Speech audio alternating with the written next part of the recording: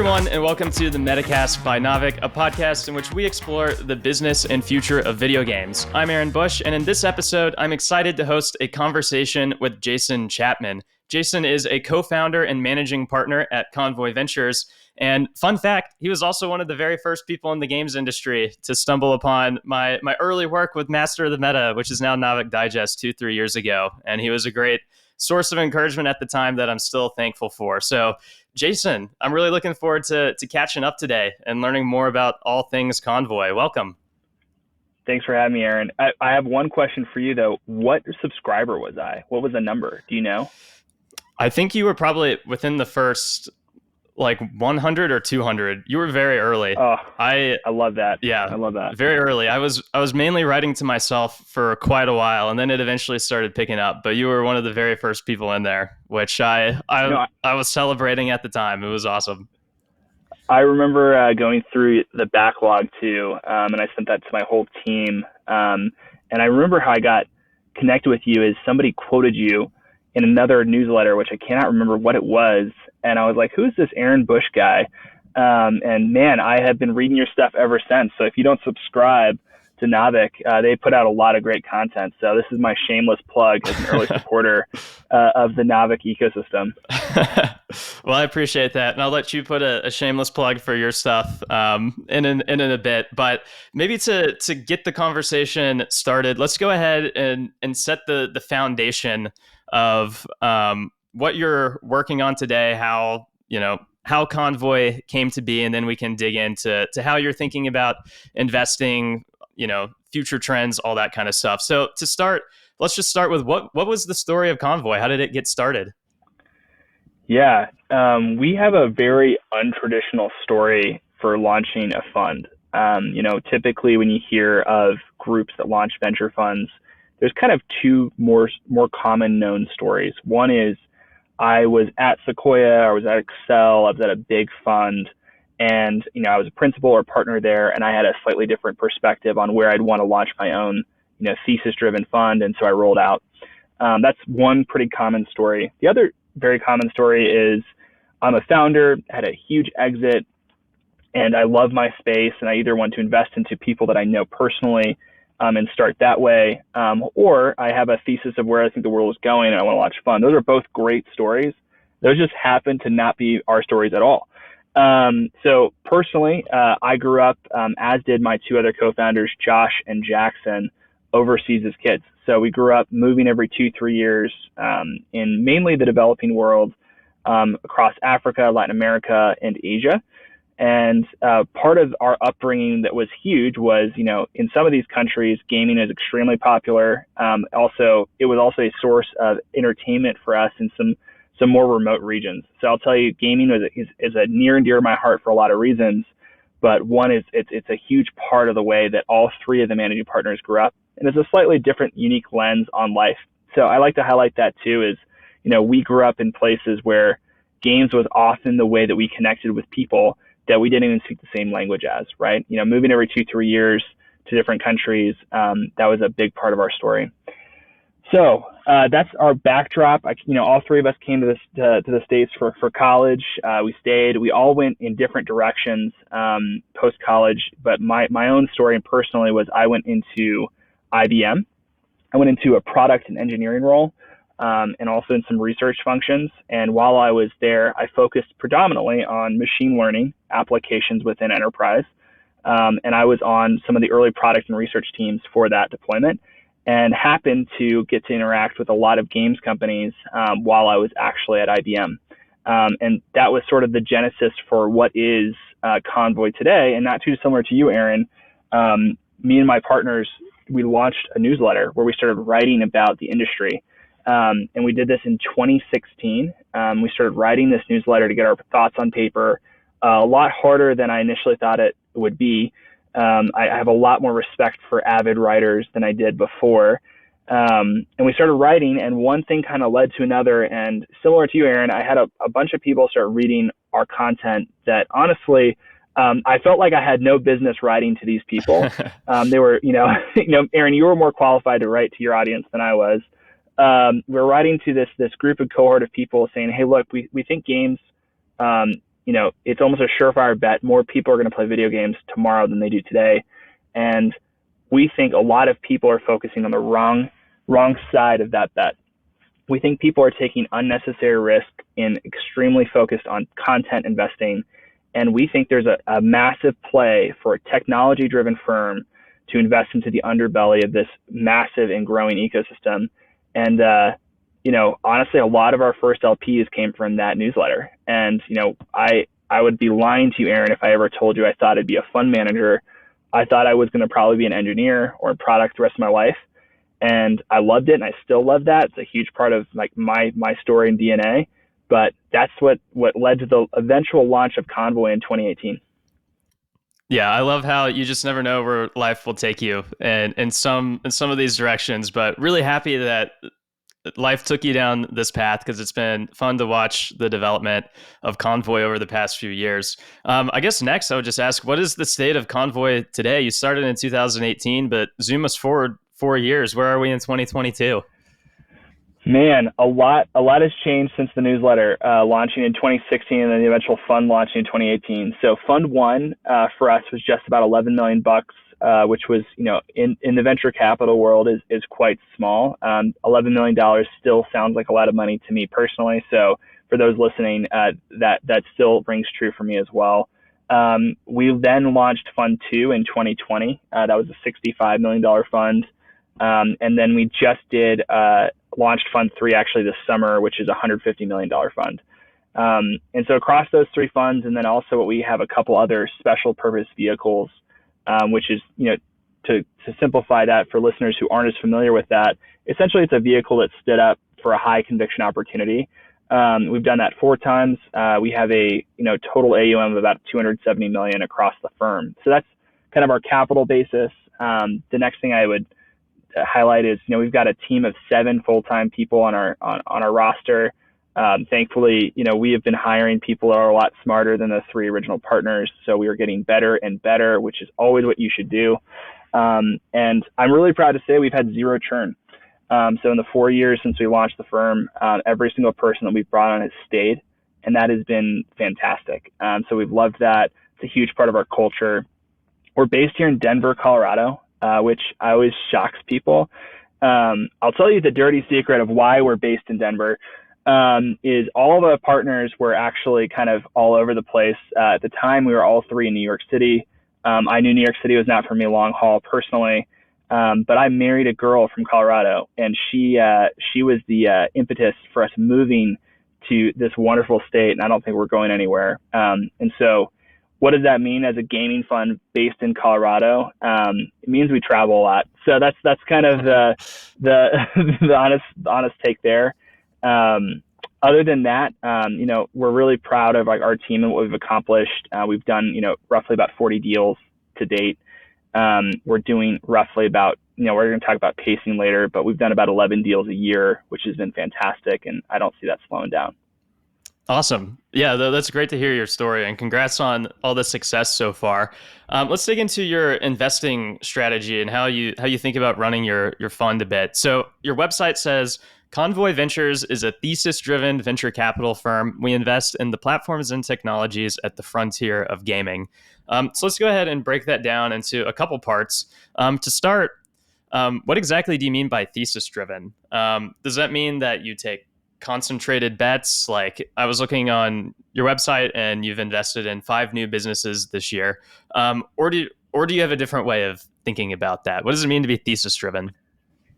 Yeah, to be thesis driven in our definition of it, you probably get, 10 answers if you ask 10 people, but our definition of thesis is we have guardrails around what kind of fits the parameters of an investment that we're going to target, right? And so, there's some really easy ones, like for instance, if somebody came into here and pitched me a food startup, I would tell you, hey, that's just out of scope. That's out of thesis. That's a pretty common response for us to tell people, hey, it's just not in scope. Those are the easy ones. The harder ones are typically when you see things that, maybe it's 10% of what they're doing is in gaming and then 90% isn't. It's like, is that a thesis fit, right? And so for us, we define our thesis as a fund that is focused on any technology platform that is supporting the underbelly of the ecosystem. And so for us, we look at, how do we find the next Discord? How do we find the next Unity? How do we find the next Twitch? That is the type of stuff that we're focused on as a firm. And so that's how we define thesis. Things that are out of scope and out of thesis for us within games as well is, pure content studios. And I know we're going to talk a little bit about this later, but, if you come pitch us a, free-to-play mobile studio, that's not going to be in thesis for us at this time. We've decided to shy away from content investing, and there's a lot of reasons for that, but I'll save that for a later bit in our conversation. Okay, so just to clarify, thesis-driven in this case, it's more about scope more so than concentration, right? Yeah, so for us, this from a definition of thesis, it would be like kind of the profile of investment more so than like the structure. If we're going to talk about, pacing and structuring, like this is something that we actually obsess over is, and we look at this as kind of like the cornerstone of your business and operations, right? A lot of firms have different opinions on this. And I honestly think that the best answer I can give you on it is do what works well for your investment team. We have done a deal about every 4 to 5 weeks over the last close to 36 months now. And that has been the pacing that has worked for us. A lot of people allocate a lot faster than that. Some allocate slower. And I'll tell you, we had a big team meeting on setting pacing for this next year, and it will be comparable to what we've done in the last year or the year before. This is obviously a really topical thing to discuss for most venture funds as we enter into a recession, which, we as a firm believe that we are in one. A lot of people do not believe that, but we believe that the signs are pretty clear that we are in it or have been in it actually for longer than most people want to admit. And so for us, this is a huge part of our structuring for what we think we're going to do as a firm going forward. Right. That makes sense. And then the second part of what it says on your website that I wanted to break down was the platforms and technologies side, which is your focus. So I just want to ask why that focus, but also why is the industry now ready to support a VC firm that specializes in the non-content side of gaming? Yep, absolutely. Absolutely. This is a great question, and one that I get asked a lot of the time from prospective LPs into our fund. And so, Aaron, I'm just going to pretend like you're a prospective LP. I didn't know that I'm getting money out of this conversation. This is great. All right. So let me just break this down, our logic on why we think this is merited at this time. So there's about 7.98 billion people, so 8 billion roughly, in the world. 3 billion of those people today play video games. So it's about 38% of the world plays games. We think right there and then, 38% of the world doing just about anything merits and demands a fund that is focused not on the content, but on the picks and shovels of that industry. So just on an underbelly, to get even more detailed on this, about 10,000 games were released on Steam last year. About 984,000 of the apps on the App Store are games. I think it's 442,000 of the apps on the Google Play Store are games. There is a lot of content out there in the market. It is really hard for us to see or justify that says you're entering into a blue ocean with content. It is very rare. It's not unheard of, but it's very, very rare. And for us, we look at that as the most crowded side of this market, right? And it's very logical for why it's crowded, right? It's because if you hit big. Look at Fall Guys, look at Fortnite, look at Call of Duty. These are all great, pieces of content, Rocket League, that, some of them kind of came out of nowhere, especially like a Fall Guys or a Rocket League, right? Those came out of absolutely nowhere and took the world by storm and were incredibly scalable. Games today are incredibly scalable, which is amazing. We take the approach that, hey, most people in this industry focus on this industry, on this side of the industry, which is content. And then the next thing we'd say is it's also the most read part of our industry.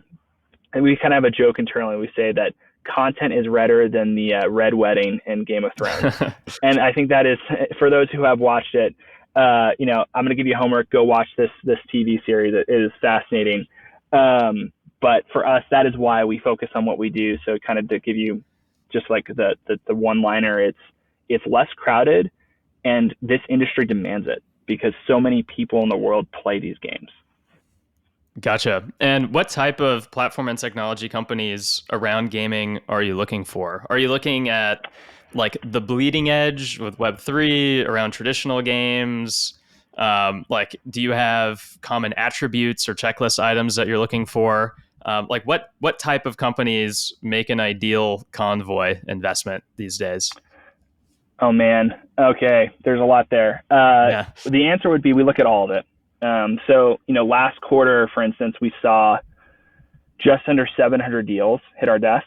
And these are deals that aren't, just kind of nonsense opportunities hitting us on LinkedIn. We're talking about actual opportunities within games. About 50% of those are content first deals, so studios, and the rest would fall into what our thesis is, right? So within those roughly 350 opportunities that we saw last quarter that hit our thesis, we're looking at everything from, what's at the bleeding edge of what we kind of call gaming and X. So we spent a lot of time on gaming intersecting with another industry. So this is something we've invested into quite heavily. Like what? We can talk about like gaming and education is one that we love. So we have a thesis personally that gaming will eliminate the textbook, and the way that Aaron, you and I probably learned how to do just about anything in academia will look dramatically different in about 10 years, because these kids today are spending more and more of their time in virtual worlds. Why shouldn't their real world education emulate how they choose to spend their free time? And so we've pushed a lot of money into this. We have several bets in this. One I'll highlight to you is Legends of Learning. This is a group that about 5% of elementary schools in the U.S. use today. And they sit as an intermediary that teachers can select content that is produced for their platform. And it just works. I think that, for us, we think gaming can teach a lot of industries how to manage engagement better. And that's something that we've spent a lot of time trying to figure out. And we think education, for instance, is one of the perfect places to start. So that's an example of like one thesis that would be great for us. I would tell you this is true across real money games. This is true across healthcare, something that we've spent a lot of time in as well.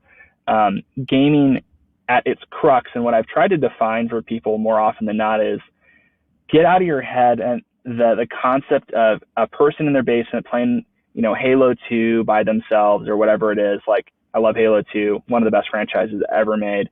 But personally, like, that is where most people think games are today.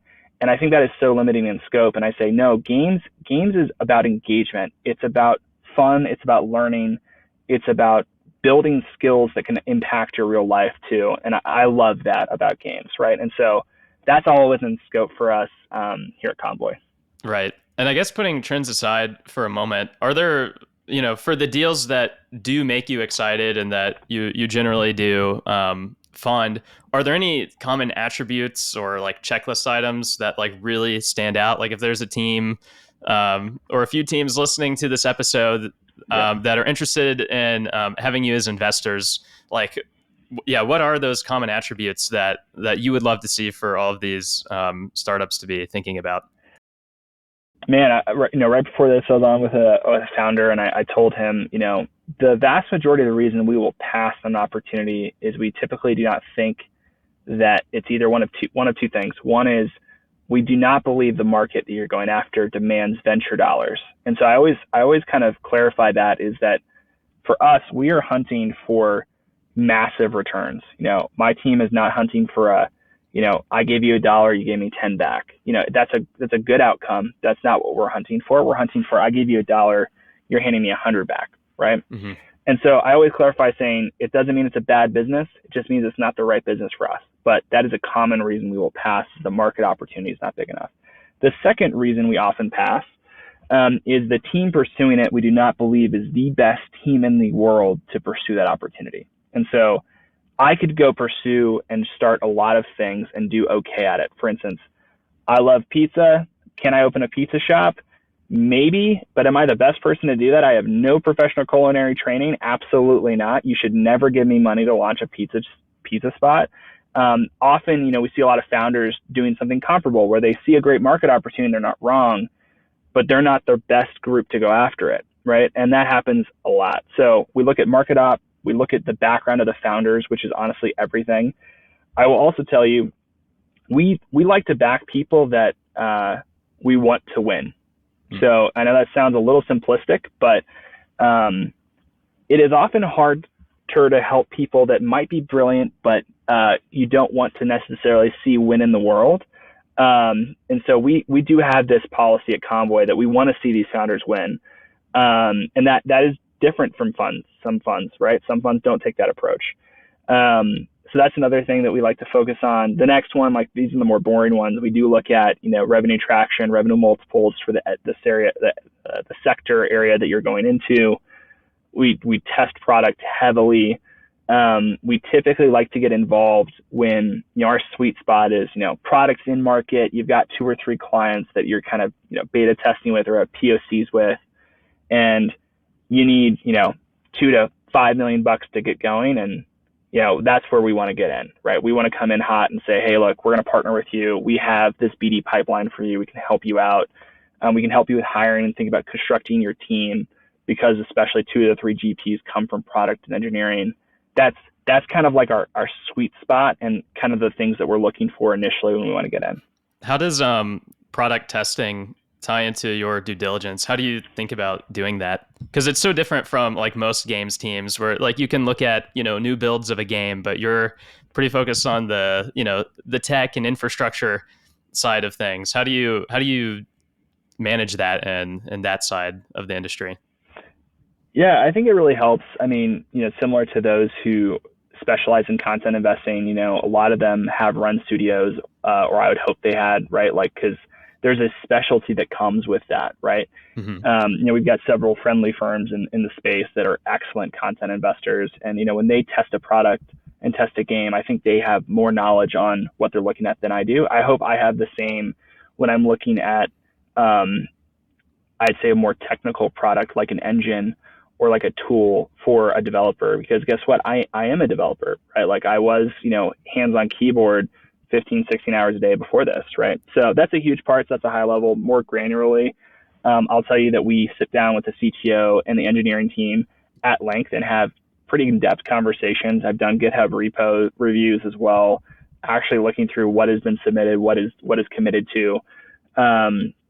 And honestly, I just use the products. I mean, a lot of times you don't need to be a technical person to use these products and to understand if they're good or not, because often the technical community is making these products for non-technical people, and use the product, tell them if you think it's good or not. There's several frameworks that we run through when we're doing product reviews with these founders. And I'll tell you, more often than not, the CTO and the engineering team appreciates it, because they often don't get a lot of limelight in the capital raising process, because most people just want to assume that this thing is built and done. I'll tell you, we've saved ourselves and our investors a lot of money by not investing to vaporware, which often happens in the high flying, and I think the word used is bleeding edge of technology. There's a lot of vaporware there, right? And a lot of teams building stuff that honestly just doesn't merit any money. Gotcha. Yeah, that's really interesting, and it's all really well said. To kind of segue a bit, where does Web3 and the aspect of blockchain gaming tie into your thesis? Is that a big emphasis for you guys? So I'll answer it with a couple ways. So I'll tell you that this is not a core focus of our fund, and it wasn't a core focus in Fund 2, and it isn't a core focus in Fund 3. For better or for worse, Aaron, we could be sitting here in 5 years and you could be telling me I'm totally wrong. But we were given the opportunity to go raise a dedicated blockchain gaming fund. We had a group come to us to launch that, and we decided as a firm to not do it at this time. And the main reason we decided not to do it at this time is because if you look at the gaming market, as I highlighted, there's 3 billion gamers. Even on the most bullish of estimates that I've seen, you're looking at no more than 30 million players, right? Realistically, there's probably a lot less than that. Yep. Internally, I think it's probably closer to around 10. And for that, right there, you're operating at 0.1% of the market or less. That just screams early to me, right? Like, and sometimes being really early is great. Sometimes being really early is just as bad as being really late. And so we think there's a lot of parallels here to other exciting parts of gaming. We can talk about augmented reality and virtual reality, which, VR in particular, I think has finally emerged to the spot that we thought it would be 10 years ago. And we're really excited about that. So for a lot of those reasons, we choose to shy away. The thing that initially, and we do have some bets in Web3 that got us really excited. And I think we still are excited about these things. So my backdrop here is, it's not a core focus. Do I see opportunity, and does some of these teams merit money today? 100%. Is, for instance, we invested initially in our first play into Web3 was a team called Sky Mavis, which is the parent company of Axie Infinity. I sit on the board as an observer there. Is we looked at profit sharing with your player base. This is something that really fascinated us because, games companies today often bleed a lot of money to the Apple App Store and the Google Play Store. We looked at this and the way that games have to grow today is so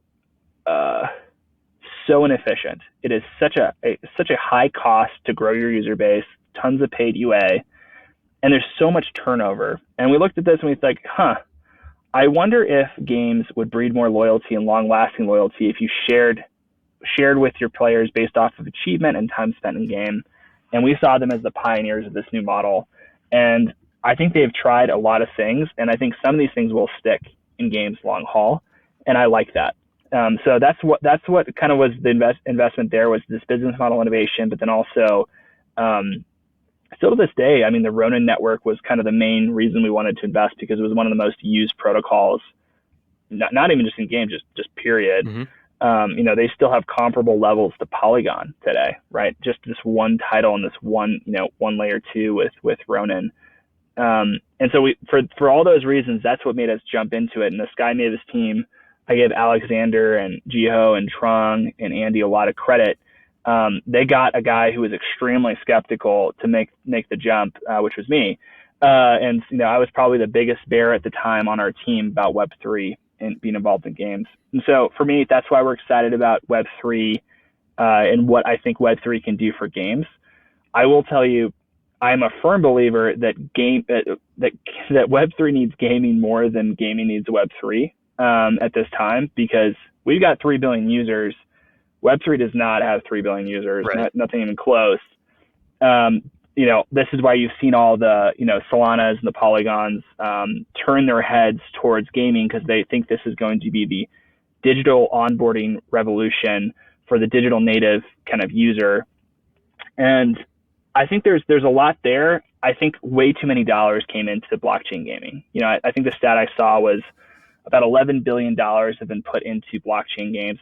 This might have actually been from you guys. I can't remember if that's right or not, Aaron, but I regurgitate a lot of stuff you guys write. And honestly, I looked at that and I'm like, $11 billion for less than realistically 10 million users doesn't make sense to me. That doesn't make sense. So that's the part, I think. And unfortunately, I think because of all the dollars that chased in from investors, in the industry, I think that the good founders got lost in the myriad of people that were just hunting for an NFT drop to walk away with a couple $1 million. Mm-hmm. And that to me is the thing that you had to watch out for as an investor. And it got very, very crowded at the end of 2021.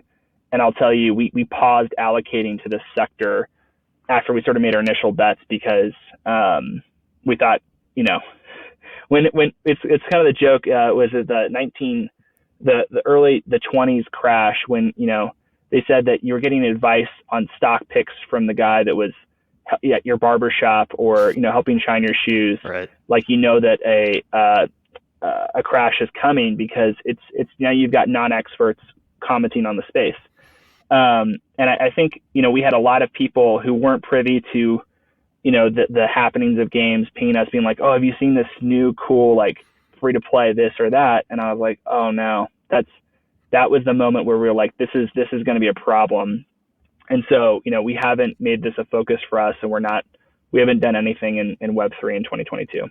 Oh, okay. Yeah, that's interesting. And honestly, I think what you've said is pretty wise. Obviously Web3, including blockchain gaming, that sector of it, It rolled through the hype cycle, but not just rolled through the hype cycle, but because of how financialized it is, it rolled through the hype cycle in like a super extreme way that you don't see with all technologies. And um, yeah, if you're facing the opportunity to have, an investment fund or, some type of investment vehicle dedicated to just like a hyper specific area, you really have to make sure that your timing is right. So I admire your discipline on what to say no to, but also your ability to stay flexible too, because it's not as if you haven't made investments or that you're not looking at these things. From what I can tell, you're still thinking hard about it and constantly learning, so that if you change your mind, you'll be ready to jump back in. And also too, I know some teams, when you launch something like this, it sort of is a new asset class in a lot of ways, and it's kind of hard to tie into existing fund models. But yeah, I guess I'm curious. Yeah. Like where do you think we are like in this market cycle of Web3? And then after I'll ask that question again more generally. But yeah, where do you think we are in Web3, and like what are you looking for to get more interested in it again? Yeah, I think as an investor, and one of the biggest gifts you can give yourself is time. And in 2020 and 2021, this was something that a lot of investors did not have a heck of a lot of, because you were rushed to make decisions. There was a lot of FOMO investing happening because everything was going up and to the right, and that's just what it was. And you were like, gosh, like if I sit on cash today, like that's like a disservice to myself and my investors. Like I got to deploy. And, you saw groups in Web3 doing 50 plus deals a year, mm-hmm. and that to me is quite a strategy when you have such a small team to deploy that capital. And so for me, where do I think Web3 is today?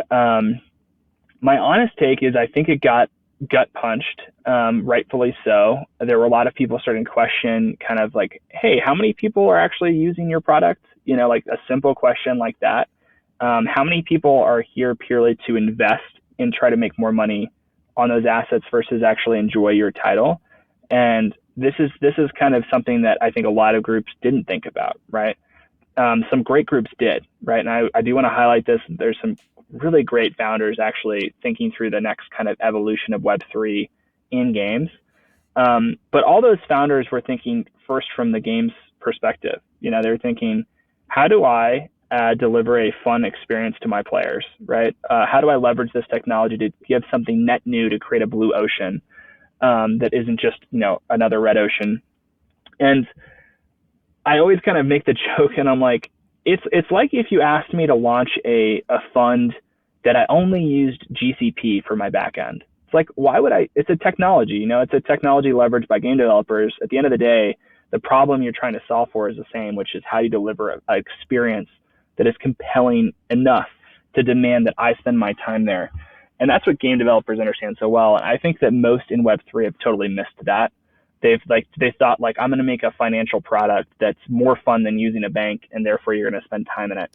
So anyways, that's largely where I think we are today. I think you're going to see dollars dry up here pretty quickly for new Web3 funds, especially in 2023. I think a lot of funds raised a ton of money at the end of 2021. And so you're going to see they have a lot of dry powder to deploy. So you're going to continue to see allocations occurring. We've already seen dramatic slowdowns, right?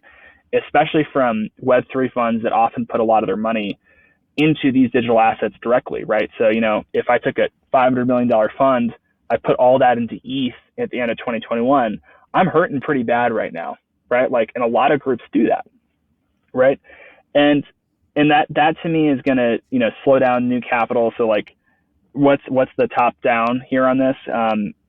New funds aren't going to raise as much money for Web3, especially for Web3 games. And then second, that's going to slow deployment down. And then thirdly, like that's going to attract less founders because it's harder to raise money all of a sudden, which then leads to my fourth point, which I think is the silver lining here. Only the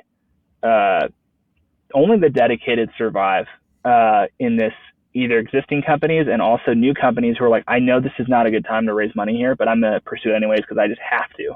Mm-hmm. And that gusto is what you're looking for as an investor, right? And I'll tell you, I look for people that have gone through tough cycles before, and this is one of the huge reasons we loved the Sky Mavis team, right? Is they went through a pretty tough cycle, and they're like, nope, we know we've got something here. Like, we're going to continue forward. They did not raise money in an easy cycle.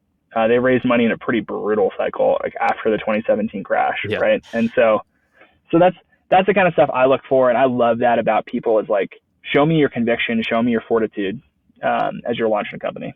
Mm-hmm. How about more generally beyond Web3? Where do you think we are in the cycle today? Obviously, we know, 2021 was super hot, and maybe we peaked earlier this year. When it's announced that Microsoft's buying Activision and Take-Two's buying Zynga, et cetera, and maybe things have cooled down. But what are you seeing there today?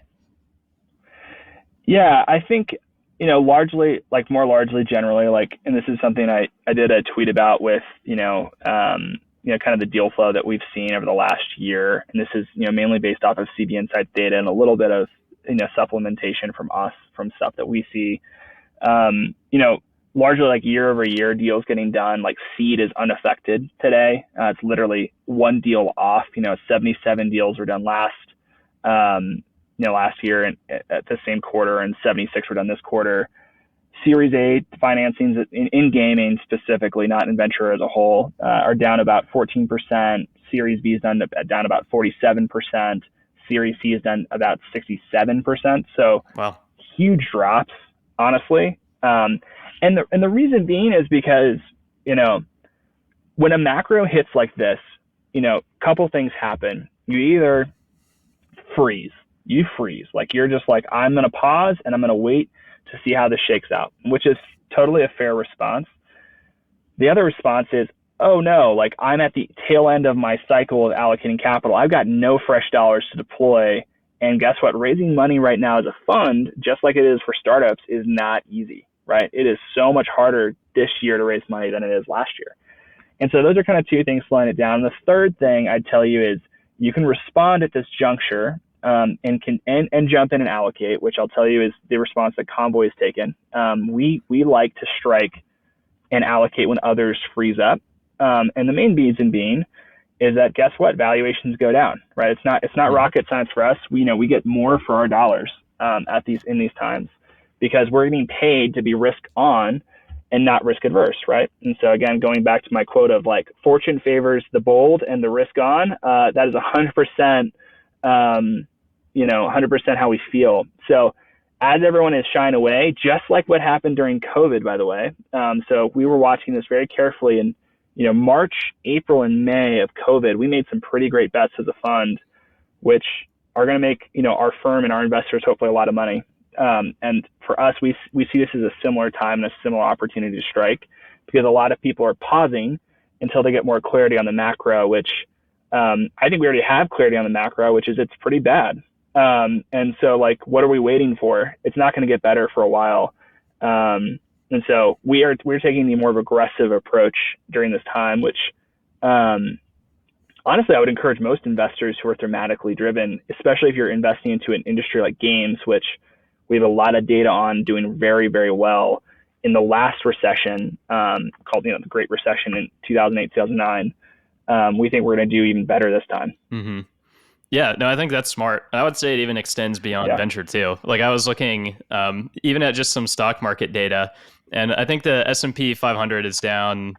It's down like 25%, 30% from its highs or something. But I saw some data that basically looked at all the times the S&P 500 had gone down 25% or more over the past, like 50, 70, 80 years or something. And every time without fail, the next 3 years generated pretty exceptional returns. And even the next year generally was quite positive. So yeah, I think it's smart to, I think as Buffett says, be fearful when others are greedy and greedy when others are fearful. And, sometimes it's hard to do in the moment, but if you know what you're doing and you have your theses down and your tactics set, I think it's wise to, attack when others are being fearful. It's how a lot of, go ahead. It's a way to do it. I mean, it's, like, I think generally, it's funny you highlight Warren Buffett. So like a great exercise I would tell for anyone who's listening, our whole team read through, Warren Buffett is famous for writing a letter every year and walking through kind of the year in review. And we did as a team, we read through all those going back to the, I think like early 80s. And I'll tell you that I learned more in that than I think you could possibly learn in almost any business book, right? Like that is a PhD in macroeconomy, right?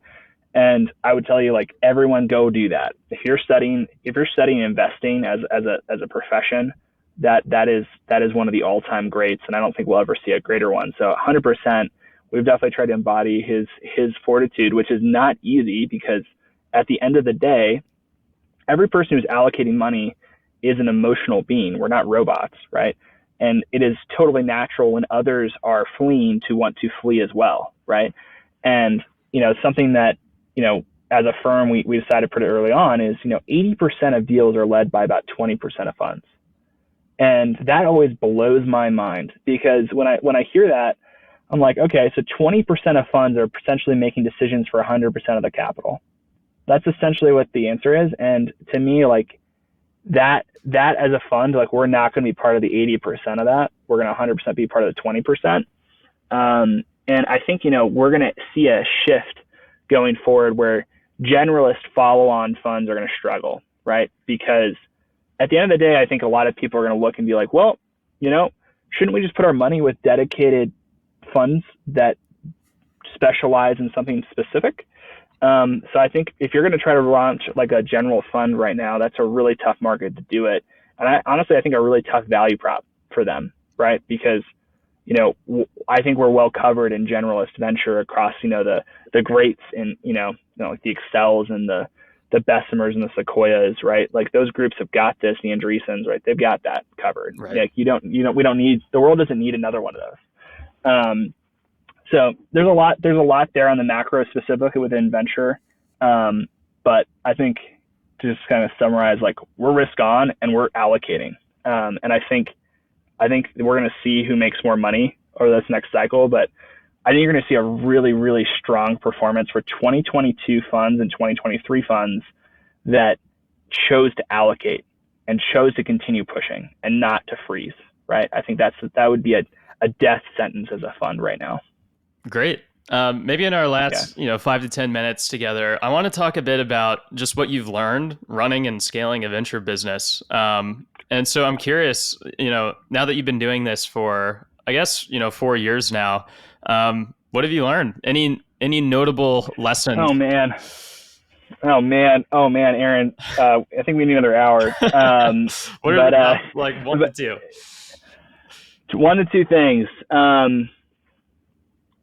So I'll tell you a couple of lessons I've learned as mistakes I've made, as a fund manager, which, I think you have to learn as an investor. So maybe I can save some people some money on this call. One is never assume due diligence has been properly done by another investor.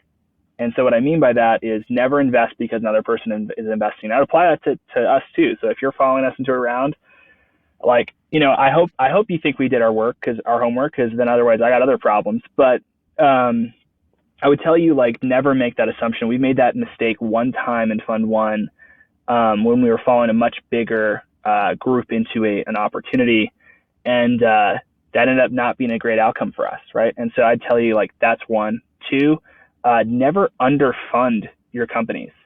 Don't be too greedy up front where you don't give them proper runway. If it's a B2B company, give them 24 months. Don't even think about 18 months. Don't do that. Just don't do that to yourself. You're investing in a company that you almost guarantee will be a problem for you later. So that's another mistake I've made and I've learned from as an investor. Other lessons I'd tell you, this is more on the good side. Again, shocking, Aaron, I'm not perfect, so I had to highlight my mistakes. None of us are. For you. I know that your listener thought this as they jumped onto this interview, but I tell you, good things we've done is we've obsessed about our business, our deal flow pipeline process. we are obsessive about this, moving companies through the pipeline quickly, either in or out, right? You only have so much mental capacity as an investor, or as any human being. Get things off your plate that you're not going to do. Just get them off. Don't let them stagnate. And so we try to pass quick. This is something I think we're very, very good at. This is why, a team of 7 can process almost 700 deals a quarter. So we're, each individual person on our team, we have 6 on the investment side. We have 1 non-investment team staff member. They're processing over 100 deals, themselves a quarter. And that's a lot of time and a lot of effort. And there's the process flow is important there. The other thing I'd tell you is, we meet in person. We're an in-person firm. Every day we're in person. And I'll tell you, we think that is a huge edge. And to my knowledge, we're the only gaming fund in the world that's 100% in person. Wow. And I think that we meet every day, same office, debating vigorously through opportunities together.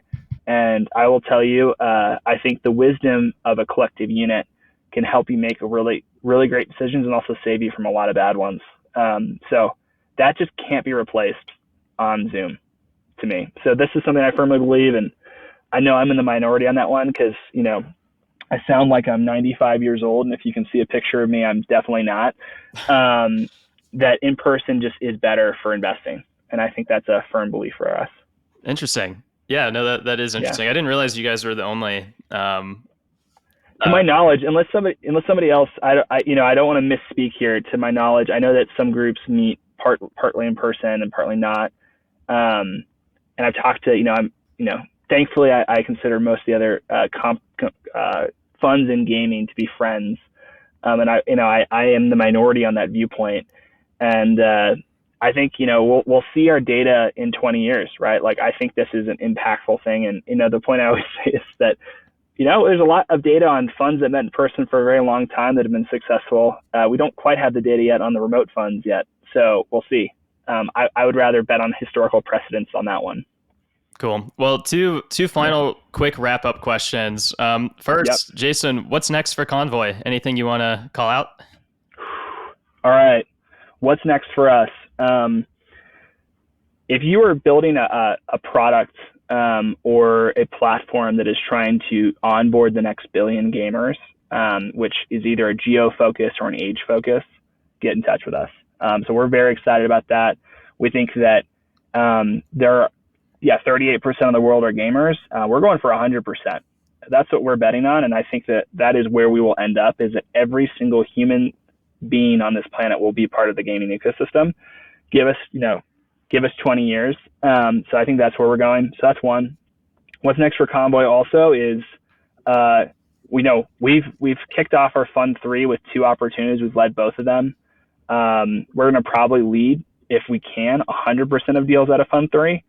Okay. If you're raising money, we're allocating. Come to us. Doors are open. We're excited. We're moving forward. I'm also hiring people. So if you want to work in the games industry, either on our platform team or on our investment team, reach out to us. I'm always looking for someone who's hungry. Every single person on our team is a killer. And, we'd love to bring more people on. Sweet. And final question, if listeners want to learn more about Konvoy or follow along with your thoughts, where can they go to learn more? 2 areas. Oh man, I should have thought this through more on the process funnel for the plug here. But one thing to do is go follow me on Twitter. I'm not as cool as Aaron. I'm not as active on Twitter, but I promise you I'm trying to get more active. And you can go subscribe to my newsletter on there. We send this out every week. We spent a lot of time as an investment team writing this together. It's really good to think through thoughts. Oh, thanks, Aaron. Appreciate it. We have a firm belief we will not write a newsletter if there's not some sort of opinion in there, right? It's not a regurgitation of news.